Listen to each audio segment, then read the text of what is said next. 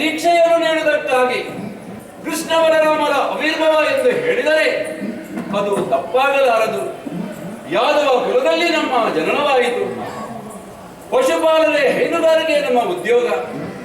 ಯಾವ ವಂಶದಲ್ಲಿ ಹುಟ್ಟಿದರೂ ಕೂಡ ವ್ಯಕ್ತಿ ತನ್ನ ಸಾಧನೆಯಿಂದ ಎಷ್ಟು ಎತ್ತರಕ್ಕೂ ಏರಬಲ್ಲ ಎನ್ನುವುದನ್ನು ಪ್ರಪಂಚಕ್ಕೆ ಪಾಠರೂಪದಲ್ಲಿ ತೋರಿಸಿಕೊಟ್ಟವರು ಬಲರಾಮಕೃಷ್ಣರು. ಸಾಗರದ ಮಧ್ಯದಲ್ಲಿ 1000 ದ್ವಾರವುಳ್ಳ ದ್ವಾರಕ ಪಟ್ಟಣವನ್ನು ನಿಲ್ಲಿಸಿ ಅಲ್ಲಿಯ ಅರಸನಾಗಿ ನಾನು, ಯುವರಾಜನಾಗಿ ನನ್ನ ತಮ್ಮನಾದ ಕೃಷ್ಣನು ಮೆರೆಯುತ್ತಾ ಇದ್ದೇವೆ. ಲೋಕದಲ್ಲಿ ಗುರುತಿಸಲ್ಪಟ್ಟಂತಹ ರಾಮಂದಿರು 3. ಒಬ್ಬ ಪಿತೃವಾಕ್ಯ ಪಾಲನೆಗಾಗಿ ಕಾಡಿಗೆ ಹೋದಂತಹ ಶ್ರೀರಾಮಚಂದ್ರ, ಇನ್ನೊಬ್ಬ ತನ್ನ ತಂದೆಗೆ ಕೊಟ್ಟ ಮಾತನ್ನು ನೆರವೇರಿಸುವುದಕ್ಕೆ ಬೇಕಾಗಿ ತಾಯಿಯ ಶಿರವನ್ನೇ ಛೇದಿಸಿದಂತ ಪರಶುರಾಮ. ವರ್ತಮಾನ ಕಾಲದಲ್ಲಿ ಈ ಬಲರಾಮ ಎಂದು ಹೇಳಿದರೆ ಅದು ತಪ್ಪಾಗಲಾರದು. ನಾನೊಂದು ಮಾತನ್ನಾಡಿದರೆ ಇದು ರಾಜಾಜ್ಞೆ ಎನ್ನುವ ಹಾಗೆ ಕೊಂಡಾಡುವವರು ನನ್ನ ಪ್ರಜೆಗಳು. ನಾನು ಕೂಡ ಪ್ರಜೆಗಳ ಸುಖವನ್ನೇ ನನ್ನ ಸಂಪತ್ತು ಎಂದು ಭಾವಿಸಿ ಮುನ್ನಡೆದವನು. ಹಾಗೆ ಬಹಳ ಸುಖಕರವಾದ ಜೀವನ ನಮ್ಮದು. ಆದರೇನು ಮಾಡೋಣ ಸ್ವಾಮಿ, ಕೆಲವರೆಲ್ಲ ಇದ್ದಾರೆ ನನಗಾಗದವರು ನನ್ನ ಬಗ್ಗೆ ಅಪಪ್ರಚಾರ ಮಾಡುತ್ತಾರಂತೆ. ಬಲವಂತರ ಸರಿ ಇಲ್ಲ, ಅವ ಕುಡುಕ ಅಂತೆ. ಇಲ್ಲಿ ಕುಡಿಯದವರು ಯಾರಾದರೂ ಇದ್ದಾರೆ ಸ್ವಾಮಿ? ಮನುಷ್ಯರನ್ನು ಬಿಡೋಣ, ಗಿಡ ಮರಗಳು ಕುಡಿದಿಲ್ವೇ? ಒಂದಿಷ್ಟು ಹಾಕಿ ಅಂತೆ ಬಿಡಕ್ಕೆ ಗಡಗಡನೆ ಹೀರಿಕೊಳ್ಳುತ್ತಾರೆ. ಮತ್ತು ನಾನು ಕುಡಿದಕ್ಕೆ ಕಾರಣ ಉಂಟು ಸ್ವಾಮಿ. ಒಂದೆಡೆ ಕೆಲವಾರು ಕೆಲಸಗಳ ಒತ್ತಡೆ, ಇನ್ನೊಂದು ಕಡೆ ಈ ವಿರೋಧಿಗಳ ಕಿರುಕುಳ. ಈ ಎಲ್ಲ ಜಂಜಾಟಗಳ ಮಧ್ಯದಲ್ಲಿ ಕೆಲವೊಮ್ಮೆ ಸ್ವಲ್ಪ ಸಲ ಕುಡಿತೇನೆ. ಇನ್ನು ಕೆಲವರಿದ್ದಾರೆ ನನ್ನನ್ನು ಮುದುಕಿಯ ಗಂಡ ಅಂತ ಕರೆಯುವುದು. ಕೇಳಿದ್ರೆ ವಿಷಯ ಹೌದು, ನನಗಿಂತ ಸ್ವಲ್ಪ ಅಧಿಕ ಪ್ರಾಯ ಆಯ್ತು ಅವಳಿಗೆ. ಹಾಗೆಂದು ನಮ್ಮ ದಾಂಪತ್ಯ ಜೀವನದಲ್ಲಿ ಸರಸವೇ ಆಗಿದೆ ವಿನಃ ವಿರಸವಲ್ಲ. ಅಷ್ಟು ಅನ್ಯೋನ್ಯತೆಯಿಂದ ಮಾಡುತ್ತಾ ಇದ್ದೇವೆ. ಇದನ್ನೆಲ್ಲ ಕಂಡು ಸಹಿಸಲಾರದೆ ಈ ರೀತಿ ಆಡುತ್ತಾ ಇದ್ದಾರೆ. ಇನ್ನು ಕೆಲವರ ಅಭ್ಯಾಸ ಏನು ಗೊತ್ತುಂಟ? ಅವರ ಆಳ್ವಿಕೆಯಲ್ಲಿ ಮಾಡುವುದೇನಿಲ್ಲ, ಬೇರೆ ಏನಾದರೂ ಒಂದು ಜನತೆಗೆ ಬೇಕಾದ ಏನಾದರೂ ಉಳಿತನ್ನು ಮಾಡುತ್ತಾ ಇದ್ದಾನೆ ಎಂದಾದ್ರೆ ಇದು ಇವರಿಂದ ಸಹಿಸಲಿಕ್ಕೆ ಆಗುವುದಿಲ್ಲ. ನಾವು ಇಷ್ಟು ಕಾಲದಲ್ಲಿ ಮಾಡಿದಂತ ಕಾರ್ಯವನ್ನು ಇವ ಅಲ್ಪಾವಧಿಯಲ್ಲಿ ಮಾಡ್ತಾ ಇದ್ದಾನಲ್ಲ, ಈ ರೀತಿ ಮಾಡುತ್ತಾ ಹೋದ ಎಂದಾದರೆ ಮುಂದೆ ನಮ್ಮ ಪಾಡೇನು? ಹಾಗಾಗಿ ಹೇಗಾದರೂ ಮಾಡಿ ಇವನು ನಮಗೆ ಕೆಳಗಿಳಿಸಬೇಕು, ಒಂದೇ ಉದ್ದೇಶ. ಹೋಗಲಿ ಬಿಡೋಣ, ಇದಕ್ಕೆಲ್ಲ ತಲೆ ಕೆಡಿಸೋನಲ್ಲ ಈ ಬಲಭದ್ರ. ಆದರೆ ತಲೆ ಕೆಡಿಸಲೇಬೇಕಾದ ಘಟನೆಯೊಂದು ನಡೆದು ಹೋಯಿತು. ಇಂದಿನ ದಿನ ಓಲಗ ಚಾವಡಿಯನ್ನು ಪ್ರವೇಶ ಮಾಡಿ ಪ್ರಜೆಗಳ ಯೋಗಕ್ಷೇಮವನ್ನು ವಿಚಾರಿಸುತ್ತಾ ಇರುವಂತಹ ಸಂದರ್ಭದಲ್ಲಿ ತ್ರಿಲೋಕ ಸಂಚಾರಿಗಳಂತ ನಾರದರ ಆಗಮನವಾಯಿತು. ಬಂದಂತ ಪೂಜ್ಯರನ್ನು ಶ್ರದ್ಧಾ ಭಕ್ತಿಯಿಂದ ಸ್ವಾಗತಿಸಿದೆ. ಪೀಠದ ಮೇಲೆ ಕುಳ್ಳಿರಿಸಿ ಯಥೋಚಿತವಾಗಿ ಸತ್ಕರಿಸಿದೆ. ಸತ್ಕಾರವನ್ನು ಸ್ವೀಕರಿಸಿದಂತ ನಾರದರು ನನ್ನನ್ನು ಸಂಶಯಾಸ್ಪದದಿಂದ ನೋಡಲಾರಂಭಿಸಿದರು. ನಾರದರು ಯಾಕಪ್ಪ ನನ್ನನ್ನು ಈ ರೀತಿ ನೋಡುತ್ತಾರೆ ಎನ್ನುವುದು ನನಗರ್ಥವಾಗಲಿಲ್ಲ. ಆಗ ಅವರನ್ನೇ ಭಿನ್ನವಿಸಿದೆ. ಮುನಿವರ್ಯ, ಯಾಕಾಗಿ ನೀವು ಈ ರೀತಿ ನೋಡುತ್ತಾ ಇದ್ದೀರಿ ಎನ್ನುವ ಹಾಗೆ. ಆಗ ಅವರಾಡಿದ ಮಾತು, ಊರಲ್ಲೆಲ್ಲ ಜನರು ಗುಸುಗುಸುವಾಗಿ ಮಾತನಾಡುತ್ತಾ ಇದ್ದಾರಂತೆ. ಯಾರ ಬಗ್ಗೆ ಎಂದು ಕೇಳಿದರೆ ಮತ್ತು ಯಾರಲ್ಲ, ಇದ್ದರೊಬ್ಬ ತಮ್ಮ, ಅವನ ಬಗ್ಗೆ ಅಂತೆ. ಅವ ಮಾಡಿದ ಕಾರ್ಯ ಏನು ಬಲ್ಲಿರಾ?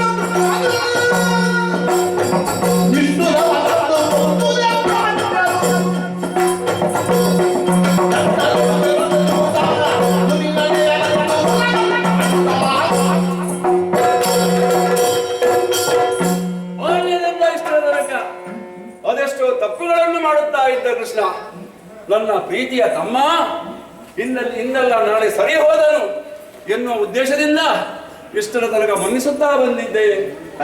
ಇವತ್ತೇನು ಮಾಡಿದ್ದಾನೆ? ನಮ್ಮ ಬಾಂಧವರಲ್ಲೇ ವ್ಯರ್ಥವನ್ನು ಕಟ್ಟಿಕೊಂಡಿದ್ದಾರಂತೆ. ತಲೆ ಬಿಸಿ ಅದಲ್ಲ ಸ್ವಾಮಿ. ಕೃಷ್ಣ ತಪ್ಪು ಮಾಡಿದ್ದಾನೆ, ಯಾರು ಹೇಳುದಿಲ್ಲ. ಹೇಳುದೇನು ಗೊತ್ತುಂಟಾ? ಬಲರಾಮ ತಮ್ಮ ತಪ್ಪು ಮಾಡುತ್ತಾ ಇದ್ದಾನೆ. ನನಗೆ ಬೇಕಾಗಿದೆಲ್ಲ, ಇವನನ್ನು ಜೊತೆಯಲ್ಲಿ ಇಟ್ಟುಕೊಳ್ಳಲಿಕ್ಕಿಲ್ಲ, ಬಿಡ್ಲಿಕ್ಕಿಲ್ಲ. ಬಿಟ್ರೆ ನನ್ನ ಕೆಲಸ ಆಗುದಿಲ್ಲ. ಈಗ ಸಭಾ ಚಾವಡಿಯನ್ನು ಪ್ರವೇಶ ಮಾಡಿ ಸಮಯ ಎಷ್ಟಾಯಿತು? ಇಷ್ಟರ ತನಕ ಇದ್ದಾನ. ಮಂತ್ರಿ ಮಂಡಳಿಗರೆಲ್ಲರೂ ಬಂದು ಸೇರಿ ಆಗಿದೆ. ಯುವರಾಜನ ಅಥವಾ ಸಮಯಕ್ಕೆ ಸರಿಯಾಗಿ ಬಂದು ಪೀಠದಲ್ಲಿ ಆಸೀನನಾಗಬೇಕೆಂಬ ಸಮಯ ಪ್ರಜ್ಞೆ ಆದ್ರುಂಟಾ? ಬರಲಿ, ಇಂದು ಬರಲಿ. ಎರಡು ಬಾರಿ ಸೇವೆ ವಿಚಾರಿಸುತ್ತೇನೆ.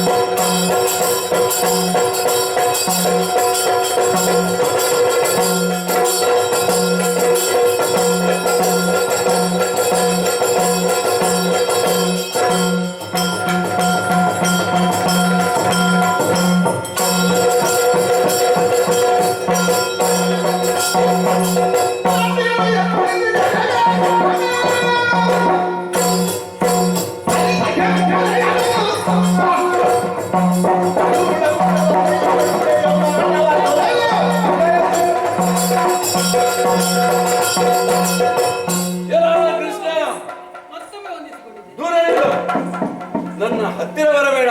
ಯಾಕಲ್ಲ? ನನ್ನ ಹತ್ತಿರ ನಿಲ್ವಾ ಯೋಗ್ಯತೆ ನಿನಗಿಲ್ಲ. ನಿನ್ನೆ ಅವರಿಗಿತ್ತು. ಇಂದಿನಿಂದ ಬೇರೆ ಆರಂಭ ಆಗಿದೆ. ಏನಾಯ್ತು? ಹೌದೇನೋ? ನಾನು ಗಳಿಸಿದ ಕೀರ್ತನೆಲ್ಲ ನಾಶ ಮಾಡಿಬಿಟ್ಟೆ. ನಾನು? ಹೌದು. ಹೇಗೆ? ನಮ್ಮವರ ಮುಂದೆ ನನ್ನನ್ನು ತಲೆ ಎತ್ತಿ ನಡೆದ ಹಾಗೆ ಮಾಡಿದೆ. ಆದ್ದರಿಂದ ಇನ್ನು ಅರಕ್ಷಣ ನನ್ನ ಕಣ್ಣ ಮುಂಬದಲ್ಲಿ ನಿಲ್ಲಬೇಡ. ನಡೆ ನಡೆಯಿಲ್ಲ.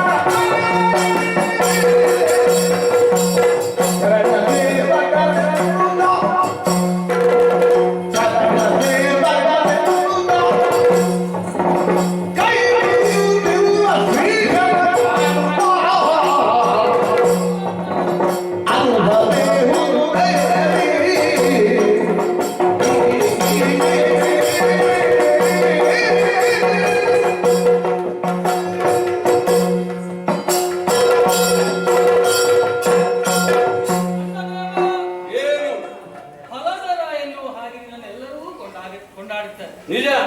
ಹಲವನ್ನು ಧರಿಸಿದವನಿಗೆ ಇದುವರೆಗೆ ಕೈಯಲ್ಲಿ ಮಾತ್ರ ಹಲವನ್ನು ಧರಿಸಿದ್ದೆ.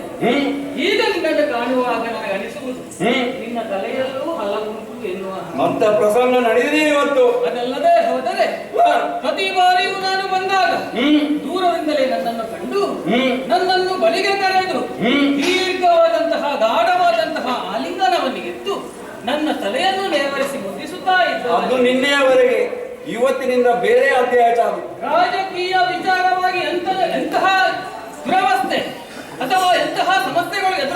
ಕೂಡ ನೀನು ಕೋಪಗೊಳ್ಳುತ್ತಾ ಇದ್ದಿ ಹೌದು, ಆದರೆ ಅದು ಕ್ಷಣಿಕ ಮಾತ್ರ. ನನ್ನ ನುಡಿಗಳನ್ನು ಕೇಳಿದಾಗ ಆ ಕೋಪ ಎಲ್ಲವೂ ಕರಗಿ ಮತ್ತೆ ನೀನು ಮೊದಲಿನ ಅಣ್ಣನೇ ಆಗಿರ್ತಾ ಇದ್ದೆ. ಆದ್ರೆ ಇವತ್ತು ಹಾಗಲ್ಲ. ನಾನು ಬಂದು ನಿಂತು ಇಷ್ಟೆಲ್ಲ ನಿನ್ನನ್ನು ನುಡಿಸಿದರೂ ಕೂಡ ನಿನ್ನ ಕೋಪ ಇನ್ನೂ ಆಡಿಲ್ಲವಲ್ಲ. ಕೋಪ ಮಾಡಿದ್ದೇ ಹೌದುಂಟಾದ್ರೆ ಅದಕ್ಕೊಂದು ಸಕಾರಣ ಬೇಕಲ್ಲ. ಈಗ ನನ್ನ ಮೇಲೆ ನಿನಗೆ ಅಂತ ಕೋಪ ಬರುವುದಕ್ಕೆ ಕಾರಣ ಏನು ಗೊತ್ತಾಗಿಲ್ಲ.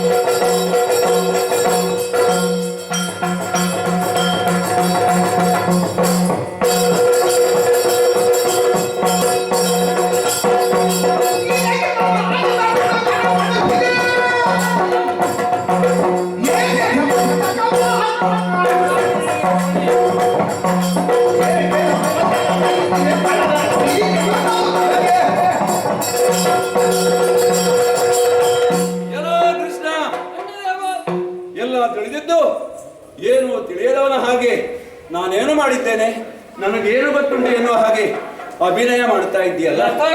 ನನಗೆ ಏನೂ ಗೊತ್ತಿಲ್ಲ. ನೀನು ಅಭಿನಯದಲ್ಲಿ ಬಹಳ ಜಾಣ. ಅದನ್ನು ನಾನು ಇವತ್ತಲ್ಲ ಬಾಲ್ಯದಿಂದಲೂ ಚೆನ್ನಾಗಿ ಬಲ್ಲವನಿದ್ದೇನೆ. ಆದ್ದರಿಂದ ನನ್ನ ಮುಂದೆ ನಿನ್ನ ಅಭಿನಯ ಬೇಡ. ನಾನು ಕೆಲವು ಪ್ರಶ್ನೆಗಳನ್ನು ನಿನ್ನಲ್ಲಿ ಕೇಳುವನಿದ್ದೇನೆ, ಅದಕ್ಕೆ ಸರಿಯಾದ ಉತ್ತರ ಕೊಡಬೇಕು. ಗೊತ್ತಿದ್ರೆ ಹೇಳ್ತೇನೆ. ಹೌದೇನೋ? ನೀನು ವೃಂದಾವನಕ್ಕೆ ಹೋಗಿದ್ದೀಯಾ? ವೃಂದಾವನಕ್ಕೆ ಆಗಾಗ ಹೋಗ್ತಾ ಇರ್ತೇನೆ, ಅದರಲ್ಲಿ ವಿಶೇಷ ಏನು? ನೀನು ಎಷ್ಟು ಸಲ ಹೋಗಿದ್ದೆ ಅಂತ ಲೆಕ್ಕ ಕೇಳಿದ್ದು ಅಲ್ಲ, ಮತ್ತೆ ನೀನು ಹೋಗಿದ್ದಿ ಅಥವಾ ಇಲ್ಲ ಒಂದಕ್ಕೆ ಉತ್ತರ ಬೇಕು ನನಗೆ. ಕೆಲ ಸಮಯದ ಹಿಂದೆ ಹೋದದ್ದು ಹೌದು. ಹೋದ ನೀನು ಸತ್ರಾಜಿತನಲ್ಲಿ ಶಮಂತಕ ಮಣಿಯನ್ನು ಗೆಲ್ಲಿದ್ಯಾ? ವಿಷಯ ಅದಲ್ವ ಈಗ. ಸತ್ರಾಜಿತನಲ್ಲಿ ಸಮಂತಕ ಮಣಿಯನ್ನು ಕೇಳಿದ್ದು ಹೌದು. ಯಾಕೆ ಕೇಳಿದೆ ಅವನಲ್ಲಿ? ಅದು ಸೂರ್ಯನನ್ನು ಉಪಾಸಿಸುವ ಮೂಲಕ ಅಂತದ್ದೊಂದು ಮಣಿಯನ್ನು ಅವ ಸಂಗ್ರಹಿಸಿದ್ದಾನೆ ಅಂತ ಗೊತ್ತಾಯಿತು.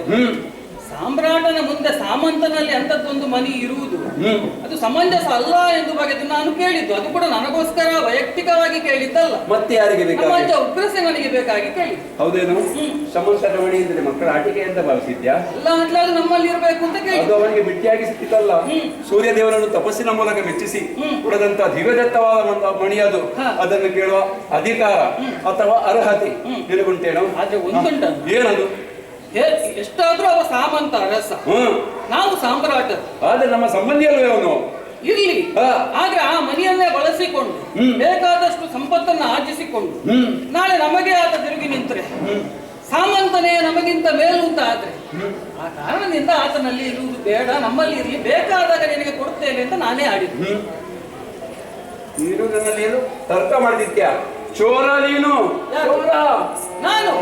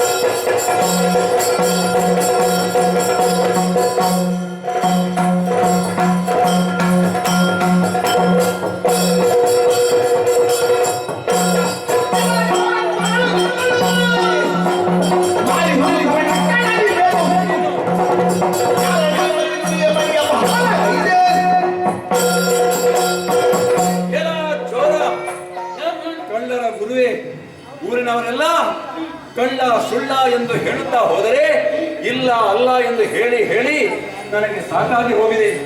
ಬಾಲ್ಯದಲ್ಲಿ ಬೆಣ್ಣೆ ಕದ್ದೆ, ಆಮೇಲೆ ನಾರಿಯರ ಸೀರೆ ಕದ್ದೆ. ಎಲ್ಲದರಲ್ಲಿ ಕೂಡ ನೀನು ನನ್ನ ಒಟ್ಟಿಗೆ ಬಂದವನೇ ಅಲ್ವ? ನಾನು ಇದ್ದದ್ದು ಮಾತ್ರ, ಬೆಣ್ಣೆ ಕದ್ದದ್ದು ನೀನು, ಬೆಣ್ಣೆ ತಿಂದದ್ದು ನೀನು, ಬೆಟ್ಟು ತಿಂದದ್ದು ನಾನು. ಹಾಗಾದ್ರೆ ನಾರಿಯರ ಸೀರೆ ಕೈ ಹಾಕಿದದ್ದಲ್ಲ, ಸುಮ್ಮನೆ ಕದ್ದದ್ದಲ್ಲ. ಯಾಕೆ ಕದ್ದದ್ದು ಅಂತ ಕೇಳುದು ನಾನು. ಮಾನವೀಯರಿಗೆ ಮಾನದ ಮೌಲ್ಯ ಏನು ಅಂತ ಗೊತ್ತಾಗಲಿ ಅಂತ ಕದ್ದದ್ದಷ್ಟೇ. ಹೌದೇನು? ನೀನು ಅವರ ಕುಟುಂಬದವನ, ಅವರ ಮಾನ ಕಾಪಾಡ್ಲಿಕ್ಕೆ ನೀನು ಜಗತ್ತೇ ನನ್ನ ಕುಟುಂಬ ಅಂತ ಭಾವಿಸಿದವನಿಗೆ ಒಂದು ಕುಟುಂಬದ ವಿಷಯ ಆಗುವುದಿಲ್ಲ. ಜಗತ್ತಿನಲ್ಲಿ ನಡೆಯುವಂತ ಎಲ್ಲ ಆಗುಹೋಗುಗಳಿಗೆ ಕೂಡ ಆತನೇ ಹೊಣೆಗಾರನಾಗಿದ್ದ. ಮೊದಲು ನೀನು ನಿನ್ನನ್ನು ತಿದ್ದು ಆ ಬಳಿಕ ಅವರ ಬಗ್ಗೆ ಆಲೋಚನೆ ಮಾಡು. ನೋಡು, ಇಷ್ಟದವರೆಗೆ ನಿನ್ನ ಮೇಲೆ ಅಪವಾದವನ್ನು ಹೊರಿಸಿದವರು ನಮ್ಮವರೇ. ಅವರು ಹೇಳಿದನ್ನು ಒಂದು ವೇಳೆ ಕಾರಣ ಏನು ಗೊತ್ತುಂಟ? ಇವತ್ತು ನಿನ್ನ ಮೇಲೆ ಅಪವಾದವನ್ನು ಹೊರಿಸಿದವರು ಸಾಮಾನ್ಯರಲ್ಲ, ತ್ರಿಲೋಕ ಸಂಚಾರಿಗಳಾದಂತ ನಾರದರು. ಅವರು ಯಾವತ್ತು ತಪ್ಪನ್ನಾಡುವವರಲ್ಲ. ಆಲೋಚಿಸಿದೆ ನಾನು, ಏನು ನಿನ್ನ ಆಸ್ಥಾನಕ್ಕೆ ಬಂದಂತಹ ನಾರದರು ನನ್ನನ್ನು ಕಾಣುವುದಕ್ಕೂ ಬರ್ತಾರೆ ಎನ್ನುವಂತಹ ನಿರೀಕ್ಷೆಯಲ್ಲಿ ನಾನಿದ್ದವು. ಬರೇ ನಿನ್ನನ್ನು ಕಂಡು ಅಲ್ಲಿಂದಲೇ ಓಡಿದ್ರು ಅಂತ ಆಗುವಾಗಲೇ ನನಗೆ ಗೊತ್ತಾಯ್ತು. ಓಡಿ ಹೋಗಲಿಲ್ಲ, ಅವ್ರು ನಡ್ಕೊಂಡೇ ಹೋದವರು. ಹೌದಾ? ಏನಂತ ಏನ್ ವಿಷಯ ಹೇಳಿದ್ರು? ಹೇಳಿದ್ದೇನು, ನೀನು ಬರ್ತಿದ್ದಿ, ಪ್ರಸನ್ನನ್ನು ಕೊಂದಿದ್ದಿ ಅಂತ. ಈಗ ನಾನು ಯಾವ ರೀತಿಯಿಂದ ಹೇಳಿದ್ರು ಕೂಡ ನೀನು ನಂಬುವುದಿಲ್ಲ. ನಂಬುವ ಹಾಗಿಲ್ಲ ಅಂತ ಕಾರ್ಯ ಮಾಡಿದ್ಯಲ್ಲ ನೀನು. ಈ ಭೂಮಿಯ ಮೇಲೆ ಆಣೆ ಮಾಡಿ ಹೇಳ್ತೇನೆ, ನಂಬಣ್ಣ. ನಿನ್ನ ಆಣೆಗೆ ನಮ್ಮ ಸೂರ್ಯನ ಮೇಲೆ ಆಣೆ ಮಾಡಿ ಹೇಳ್ತೇನೆ. ಇಲ್ಲ ನಾನು ನಂಬಲಿಕ್ಕೆ. ಚಂದ್ರನ ಮೇಲೆ ಯಾರ ಮೇಲೆ ಆಣೆ ನೀರು ಕೇಳುವುದಿಲ್ಲ.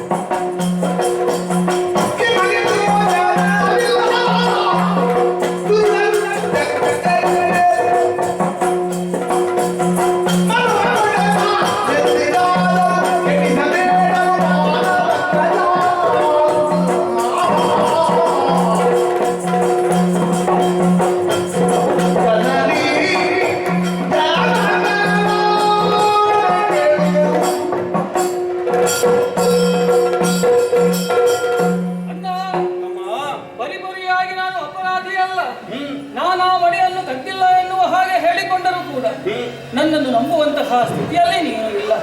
ಸೂರ್ಯ ಚಂದ್ರನ ಮೇಲೆ ಆನೆಯನ್ನು ಮಾಡಿದೆ, ತಾಯಿಯ ಮೇಲೆ ಆನೆಯನ್ನು ಮಾಡಿದ್ರು ಕೂಡ ನೀನು ನಂಬುವಂತಹ ಸ್ಥಿತಿಯಲ್ಲೇ ಇಲ್ಲ. ಮತ್ತು ಮತ್ತು ನಾರದರು ಹಾಡಿದ್ದೇ ಸತ್ಯ ಎನ್ನುವ ಹಾಗೆ ಭಾವಿಸುತ್ತಾ ಇದ್ದೆ. ಹಾಗಿದ್ರೆ ನನಗಿನ್ನು ಉಳಿದಿರುವುದು ಒಂದೇ ದಾರಿಯನ್ನ. ಯಾವುದದು? ನವ ಮಾಸ ನಮ್ಮನ್ನು ಉದರದಲ್ಲಿ ಹೊತ್ತು 10ನೆಯ ತಿಂಗಳಿನಲ್ಲಿ ಲೋಕದ ಬೆಳಕನ್ನು ಕೊಡುವಂತಹ ತಾಯಿ, ನಮ್ಮನ್ನು ಸಾಕಿ ಸಲಹುವಂತಹ ತಂದೆ, ಜನನಿ ಜನಕರ ಆಣೆ ಇಟ್ಟು ಹೇಳ್ತಾ ಇದ್ದೇನೆ, ನಾನದನ್ನು ಕದಿಯಲಿಲ್ಲ.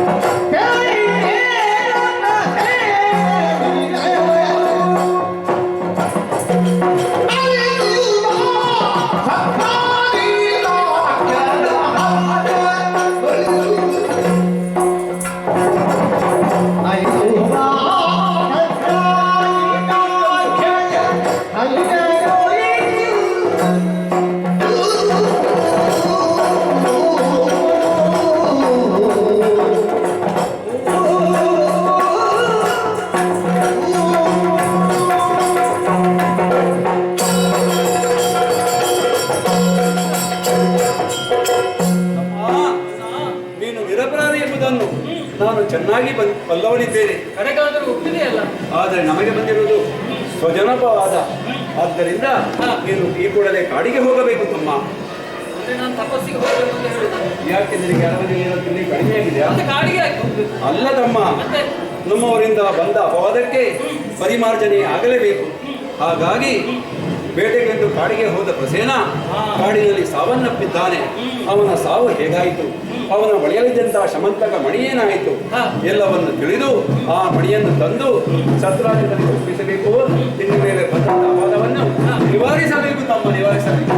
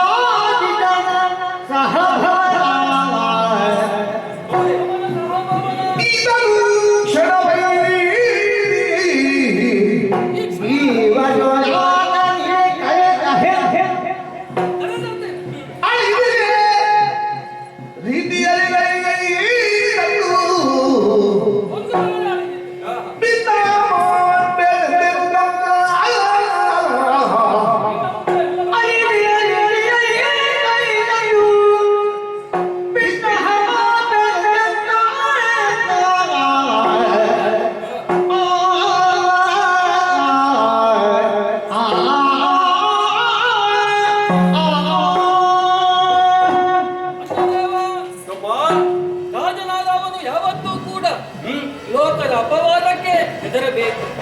ಅಂತಹ ಗುಣವನ್ನು ಹೊಂದಿರಬೇಕು. ಶುದ್ಧ ಚಾರಿತ್ರ್ಯವನ್ನು ಸದಾ ಕಾಪಿಟ್ಟುಕೊಳ್ಳುವುದು ರಾಜನಿಗೆ ಇರಬೇಕಾದಂತಹ ಧರ್ಮ. ಇದು ಕೇವಲ ವೈಯಕ್ತಿಕವಾಗಿ ನನ್ನ ಮೇಲೆ ಬಂದಂತಹ ಆರೋಪ ಅಲ್ಲ. ನನ್ನ ಮೇಲೆ ಆರೋಪ ಬಂದ್ರೆ ಪರೋಕ್ಷವಾಗಿ ಅದು ಯದುರಾಜನಾದಂತಹ ನಿನ್ನ ಮೇಲೆ ಬಂದಂತಹ ಆರೋಪವೂ ಹೌದು ಖಂಡಿತ ಎನ್ನುವುದನ್ನು ಚೆನ್ನಾಗಿ ಮನಗಂಡಂತಹ ನಾನು ನಿನ್ನ ಮಾತಿನಂತೆ ಈ ಕ್ಷಣವೇ ಹೊರಡುತ್ತೇನೆ.